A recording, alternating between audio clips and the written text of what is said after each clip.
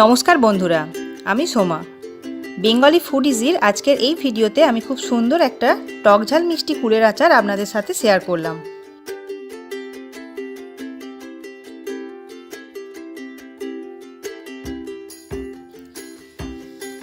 এই আচারে সাধারণত কোনো জল ব্যবহার করা হয় না, যাতে এটা অনেক দিন ধরে রেখে দেওয়া যায়। আর এর সাথে একটা খুব সুন্দর ভাজা মশলা দিতে হয়, যেটা আমি খুব ভালো করে দেখিয়ে দিয়েছি। অনেক পুরনো এই রেসিপিটা আমি আমার মতো করে দেখানোর চেষ্টা করলাম। আশা করি যারা কুলের আচার পছন্দ করেন তাদের এই ভিডিওটা ভালো লাগবে।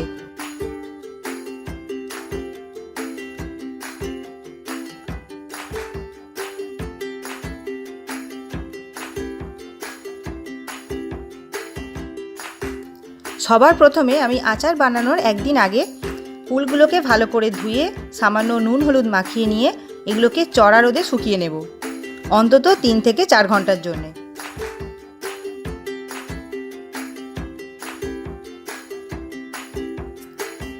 এই আচারের উপকরণে সবার প্রথমে আমি ফোড়নের জন্য 1 চামচ 5 ফোড়ন, 2-3টে শুকনো লঙ্কা আর সামান্য সরষের তেল নিয়ে নেব।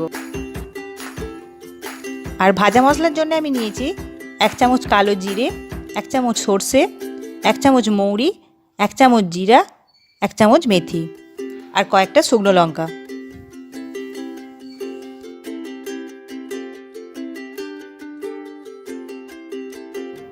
আমি এখানে টোপা কুল নিয়েছি একটু মোটা মোটা দেখে, 600 গ্রামের মতো।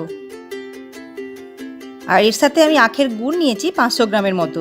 এই গুড়টা কতটা দিতে হবে সেটা আমি আচারটা তৈরি করতে করতে দেখিয়ে দেব। এবারে আচারটা তৈরি করার সময় ভাজা মশলার উপকরণগুলোকে নরম আঁচে কড়ার মধ্যে দিয়ে ক্রমাগত নাড়তে থাকবো। যখন খুব সুন্দর একটা গন্ধ বেরিয়ে আসবে এগুলোকে নামিয়ে নেব ও ঠান্ডা হতে দেব। ঠান্ডা হলে এগুলোকে গুঁড়িয়ে নেব। এবার দুটো কড়া নিয়ে একটা কড়ার মধ্যে একদম লো আঁচে আখের গুড় দিয়ে এটাকে গলতে দেব। এই সময় আঁচটা লো রাখতে হবে আর মাঝে মধ্যে নাড়াচাড়া করতে হবে।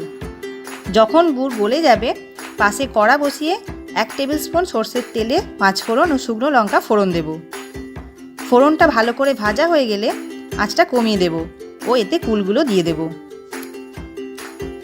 কুলে আগে থেকে হলুদ নুন দেওয়া আছে বলে আমি এই স্টেজে আর হলুদ দেব না, শুধু খুব সামান্য নুন দেব।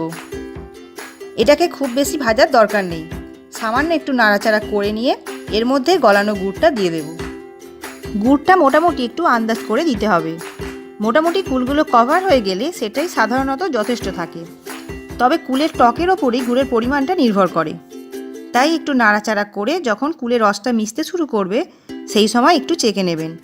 যদি মনে হয় তো সেই সময় একটু গুড় দিতে পারেন। আর একটা কথা, আঁচটা কিন্তু লো থেকে লো মিডিয়ামের মধ্যে রাখবেন, কারণ জোর আঁচে গুড় যদি শুকিয়ে আসে আপনাকে সেক্ষেত্রে জল দিতে হতে পারে, আর জল দিলে আচারের লংজিভিটি কমে যায় বা আচারটা বেশি দিন রাখা যায় না। তাই চেষ্টা করবেন আচার তৈরির সময় জল একদমই না দিতে।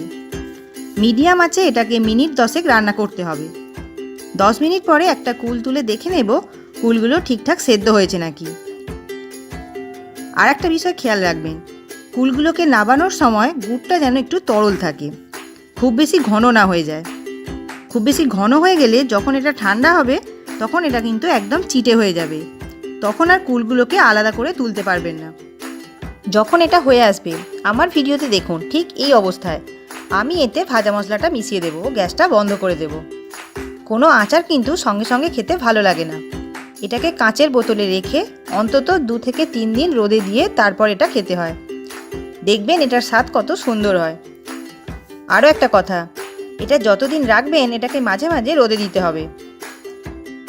ভিডিওটা দেখে যদি ভালো লাগে ভিডিওটাকে অবশ্যই লাইক ও শেয়ার করবেন। এইরকম আরও নতুন নতুন রেসিপির আপলোড পেতে হলে আমার চ্যানেলটাকে অবশ্যই সাবস্ক্রাইব করবেন।